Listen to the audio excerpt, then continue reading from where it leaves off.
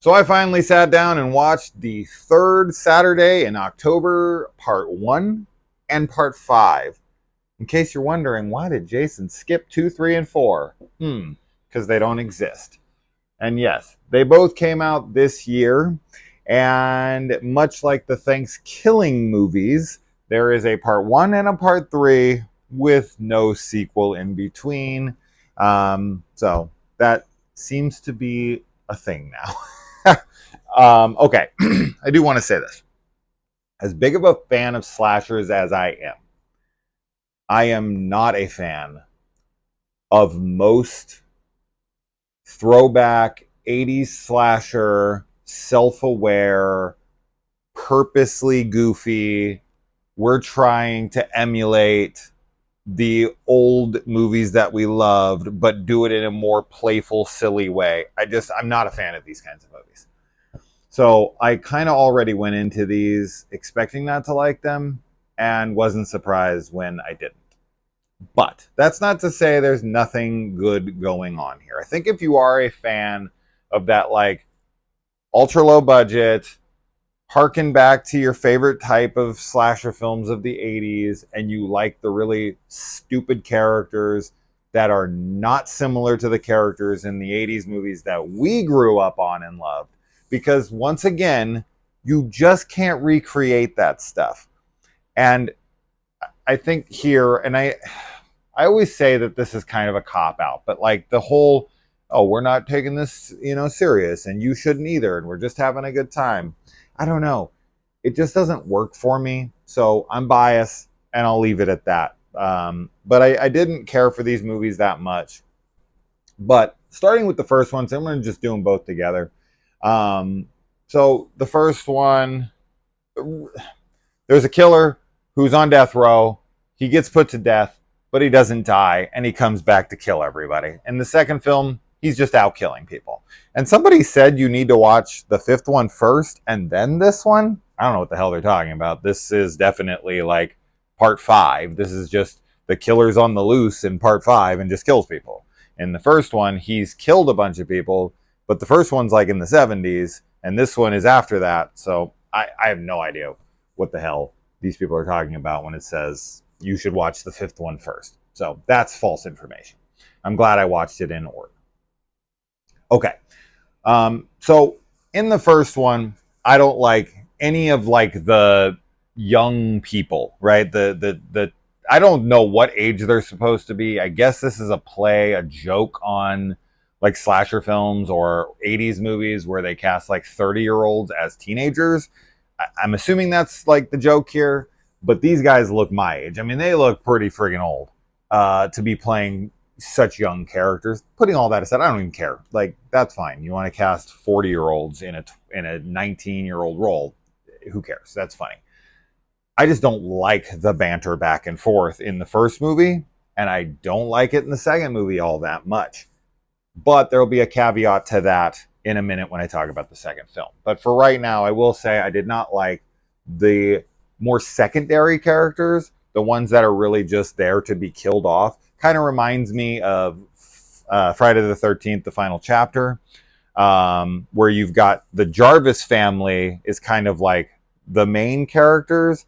And then you've got, over here, you've got, Teddy and Sam and, everybody in the house across the way. And they're all just kind of like there to have fun and get killed on camera.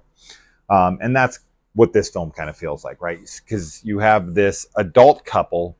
They're not together, but they are parents of victims. And they went to the execution. They're the only two parents that showed up.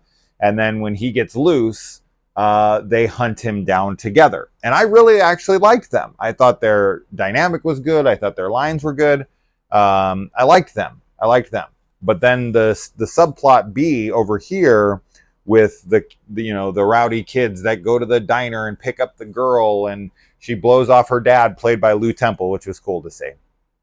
And she's gonna go over there and they're gonna have this party together, and there's this like old man who dates a younger girl, and it's all supposed to be, as I said, self-aware and funny, and it just, none of that stuff works for me at all. I can deal without any of it at all. As far as the kills go, I am glad that they're on screen. They're practical, they're on screen, they're not good, but I like that there's an attempt. I've said this before, I'd rather be an attempt with practical effects on the kills than off screen. Like, I'm appreciative that they even tried. So, and I think the second film's gore is better. I think the gore is amped up quite a bit in the second one as far as its quality. It's still not great, but I actually think it's fine. So that was a step up and a welcomed one. But yeah, so as far as the first film, there's callbacks, of course, to other films. The last lines, of course, are like, homages to Halloween and stuff. I just don't care. I just don't care anymore. Like, I love that era. We all do. All horror fans, for the most part, love the 80s. We love the slasher films. We're hearkening back to the stuff that we love, but we're just not doing it justice. So what's the point, right? If you can emulate, one of the Friday the 13th, if you can emulate Sleepaway Camp, The Burning, the list goes on and on. If you can emulate those and actually nail that, then give it to me, right? Like if you watch Ty West's House of the Devil, he nails that shit, right? And he once again nails it in X, and he once again nails it in Pearl, even though Pearl's obviously a period piece, even more back than that. It's not more of a slasher of the 70s or 80s. It's much more before that. So Ty West can do it for sure. He's proven himself time and time again now. But he is definitely a rare exception because these films just never, ever, ever even get remotely close to making it feel like those films that we once loved. And I don't know if that's their attempt here, but these are love letters. It's the imitation is the highest form of flattery kind of thing. And you're just not even getting anywhere remotely close. Now, I know you don't have the budget and you this and that, but I don't know. I can only talk to the quality of the film to my liking, and that's how I will approach this. And I enjoyed being honest with you guys. I always will be. So whatever. Anyways, so that's that film. I liked the older couple that's going around. Pretty much everybody else outside of Lou Temple, seeing him was cool. Yeah, that's that for that film. As far as part 5 goes, we got a similar thing going on here, except for it is younger people this time. But you got your main characters played by Kansas Bowling and Poppy Cunningham. And they are this like babysitter kid duo. And I thought they were great. Now, Kansas Bowling is actually someone I'm familiar with because of a movie she just made, Murder Size, which I really liked her in it. I think she's adorable. I like her. I like her energy. She's just, I don't know. I do like her. She's got some flair to her that I just resonate with, and she's really cute. But and her sister's in this as well, which was cool to see because they're both in Quentin Tarantino's Once Upon a Time in Hollywood as some of the Manson girls. So shout out to them. I think that Kansas is great, and I also think Poppy is really, really charming and lovely in this movie as well. She plays that little kid role without being annoying, without feeling like she is taking up screen time for no purpose. Like I really liked their dynamic. And when you put kids in slashers, I'm always like, oh, don't do that for the most part. Outside of a few exceptions, like obviously Corey Feldman in Friday 4, stuff like that. But, or the Sleepaway Camp. Jesus Christ, Sleepaway Camp has nothing but kids, and I love that film. But, so I liked them, but the other guys that are hanging out, I didn't like them as much, but I definitely didn't dislike them as much as I did the first film. I definitely think the 5th film is better. Quite a bit better. I still don't love it by any means, but it was okay. And a lot of that is due to our 2 main characters that I just mentioned. And Kansas's sister, I like her. I thought that some of the dialogue was okay between everyone else, but honestly, I don't know. A lot of that stuff with the other characters, I wasn't into.